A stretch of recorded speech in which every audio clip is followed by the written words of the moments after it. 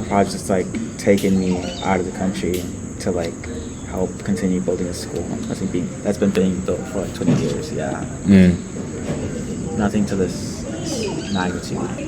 And like during the project, did you feel you were able to interact much with the Costa Rican community? Yeah, I think there was like, I think there was a lot of interaction with the community, as in like we had Nana around, and then we had her daughter, and it wasn't like verbal communication, but it was just like them just like showing us like, oh, this is like what we eat for our regular meals, and like it's not regular for like a mother or just like the person who cooks to know like multiple kinds of meals, so that was kind of like a privilege for us. But in terms of interactive community, the kids there, it's like I found it super difficult for me to like interact with them because like I didn't speak Spanish, I didn't feel super confident like just being like, hey, like, do you want to go play the game, or like, do you want to do drawing or something?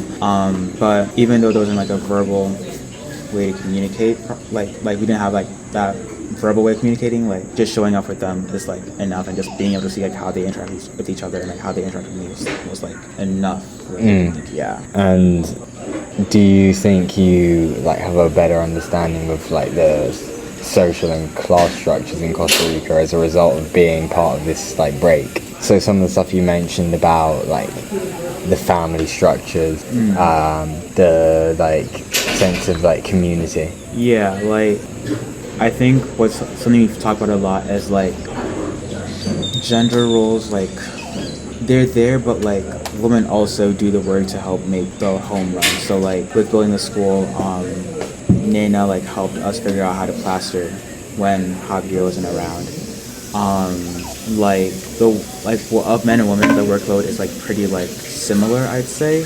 But like again, like there's still like a split or a divide of just like women do these things, some of these things, men do some of these things, and like women and men like interact, or like we couldn't have like our shirts off, which is like first our thing around like in general, and like women couldn't wear tank tops, and like those kind of rules aren't like they're frowned upon to do those things. So like those kind of like gender roles things, I don't know what it'd be called specifically, but like, those kind of gender roles are like there, but like it's kind of like equal for work. Yeah, as in it's not like almost like progressive like gender like hierarchy. It's more of a traditionalist structure.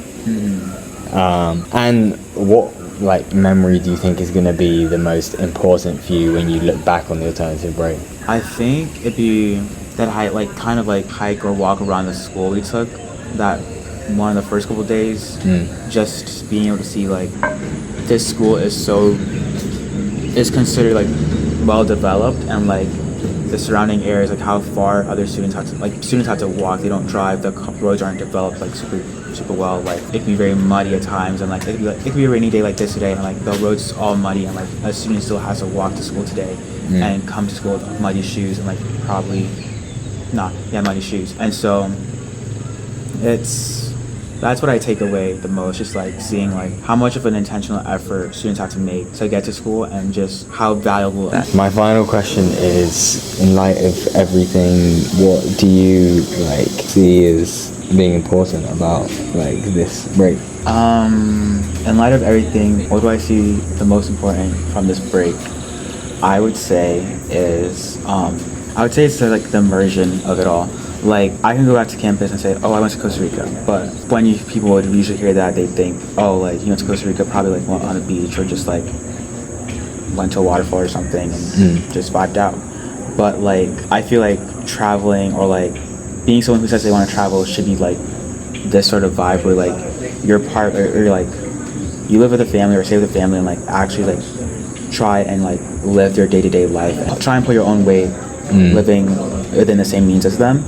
And so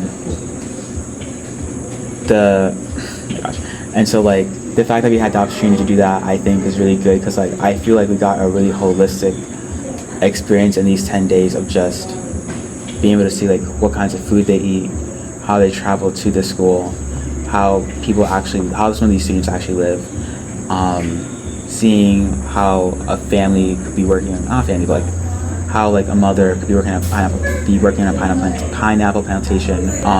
So I think that's the most important aspect of it, right? Okay, yeah.